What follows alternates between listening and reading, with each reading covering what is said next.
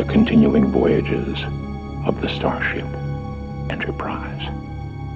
Her ongoing mission to explore strange new worlds, to seek out new life forms and new civilizations, to boldly go where no man has gone before.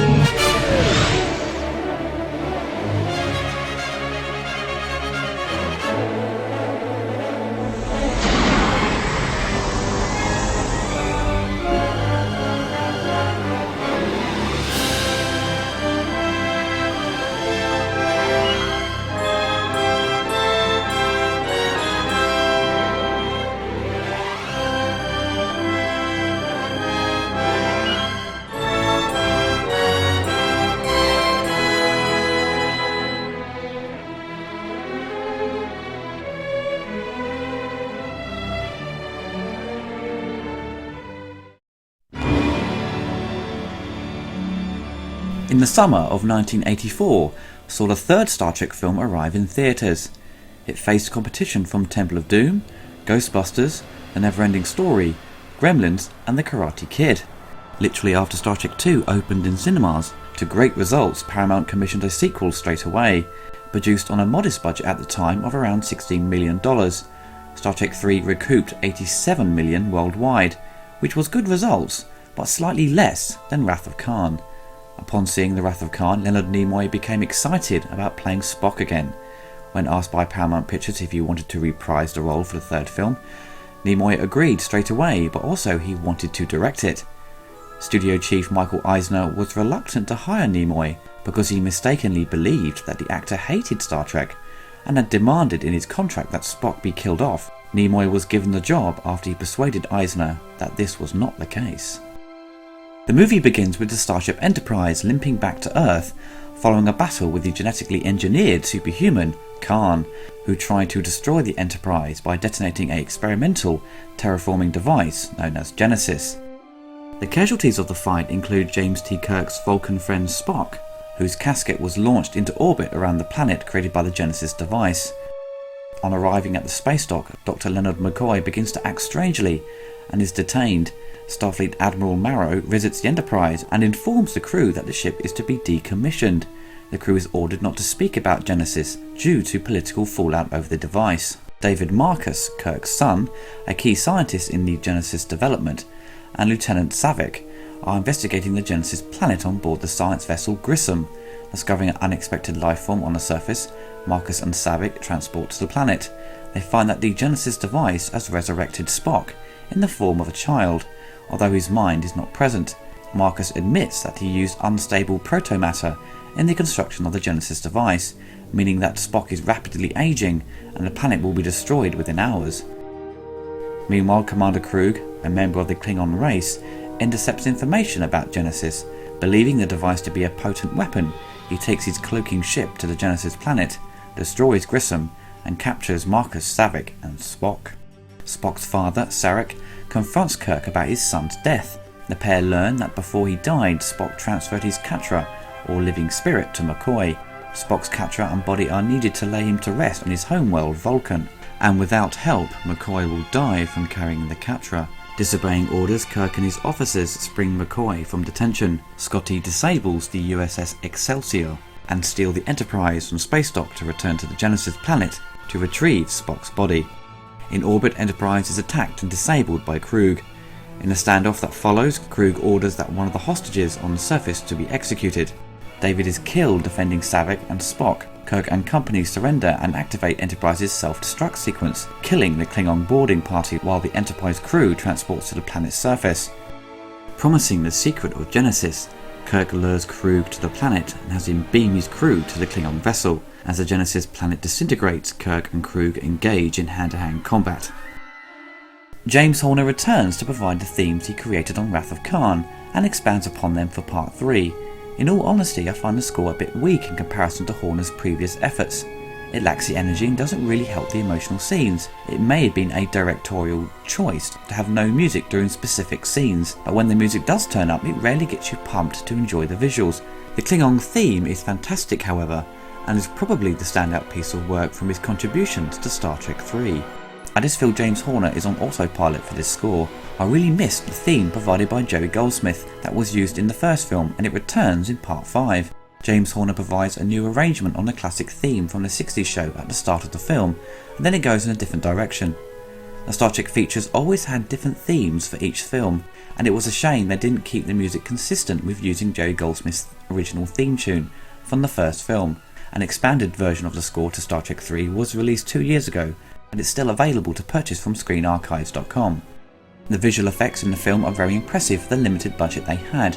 RLM returned to produce the effects, using many techniques used on Star Wars, such as motion control. The style and execution of the effects are different from Star Wars. Star Trek has a slower pace, which isn't a bad thing, because you can take in the detail of the fantastic miniatures. They used large format celluloid, such as VistaVision, to film the sequences so they don't lose any detail when it's optically processed. And the majority of the visual effects still hold up really well today, especially in high definition. The introduction of the Klingon bird of prey was inspired by ideas contributed by Leonard Nimoy. When we went to the ILM people, I said, in effect, it should be like a bird on attack. It should be swooping and frightening. And I gestured with my arms this way, as though these were the wings. And somebody suggested that the wings might change their position, which they did. I'm not sure how much audience awareness we had of that, but the wings actually changed position as the thing went from a cruising position into a diving, swooping, attacking position. But I was very interested in the idea that it should have this outstretched neck, as though you would see a bird flying to attack a creature, or sometimes you see a bird swooping down towards the water to dive in, catch a fish, and come up with a fish in its beak. Star Trek 3 often gets lumped into the odd number of Star Trek films that are considered weak or shit. The first film is certainly very slow. They tried to do something different and was obviously inspired by 2001 Space Odyssey, and it didn't really work out. So with Wrath of Khan things were changed, and it really captured the spirit of the TV show and created the template for the series to follow. Star Trek 3 continues that style and adds more action, and the drama is just as compelling, but not as well executed. Kirk losing his son and the Enterprise is destroyed. We have 2 great moments, but I feel the death of Kirk's son, David, could have been handled better in a dramatic sense. Kirk's reaction, I feel, is fine, but the death is so hastily done, however, and just feels a bit rushed. Maybe Nimoy wanted it to seem realistic, but for Star Trek it needs to have that dramatic execution for its audience. Gene Siskel and Roger Ebert both enjoyed the film for what it is, but felt it wasn't perfect and could have been better.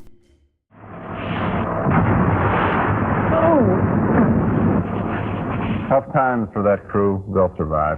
If those special effects, that bird of prey fighter ship looked particularly good, and I thought it looked real good, that's because it was designed by George Lucas's Star Wars special effects team. I enjoyed Star Trek 3, except for one big complaint. Spock does reappear at the end of the film, and that's no surprise. I'm sure I'm not giving anything away to anybody. If they call to search for Spock, but they don't find him? Okay. But he's only on the screen for a couple of minutes, and then it's all over. I like Star Trek 3, but I felt cheated at the end when the words came up, "The adventure continues." I guess we're supposed to believe in Star Trek 4. Well, I wanted to see Star Trek 3.5 right there and then. Well, of course, the adventure always continues, and Spock, in a way, is on screen the whole time because his ideas and his presence and his memory are very important throughout the movie, so I wasn't cheated by the fact we only saw him at the end. I thought this was a good but not a great Star Trek movie. It wasn't as good as the second one. I agree. The first one was kind of a low-budget Star Wars. They had all the special effects.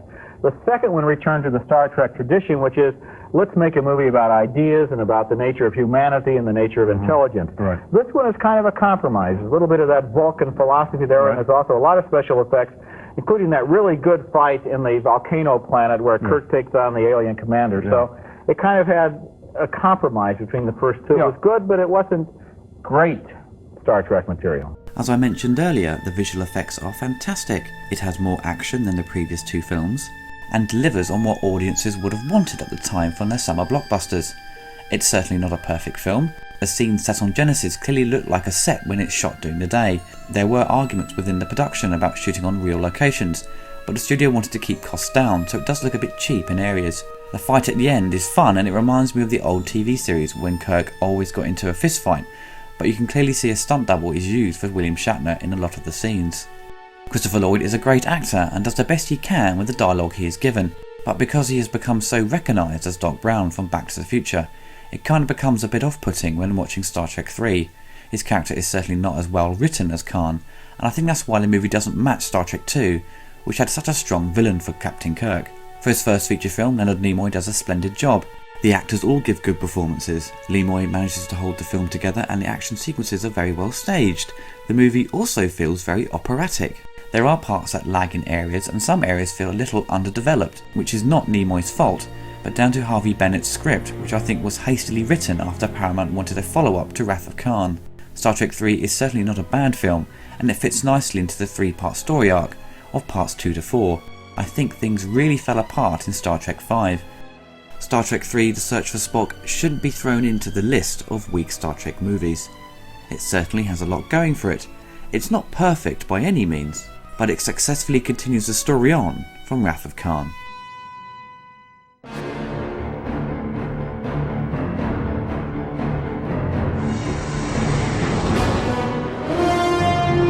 Klingon bird of prey, sir. She's arming torpedoes. Fire, Mr. Scott. Just don't surrender. Genesis doesn't work. We're a sitting duck. Fire!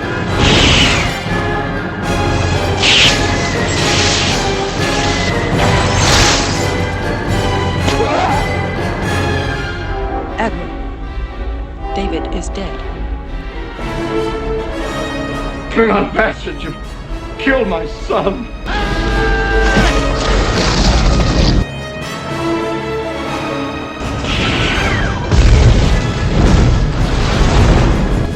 Give me what I want, and I'll consider it. You fool, look around you! The planet's destroying itself!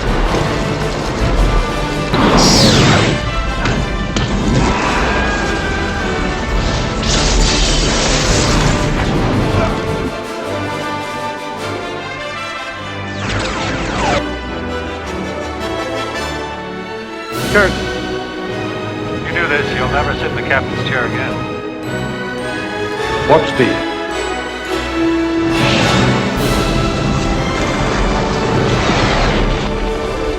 I read this right, sir. We have full power. Go, sir.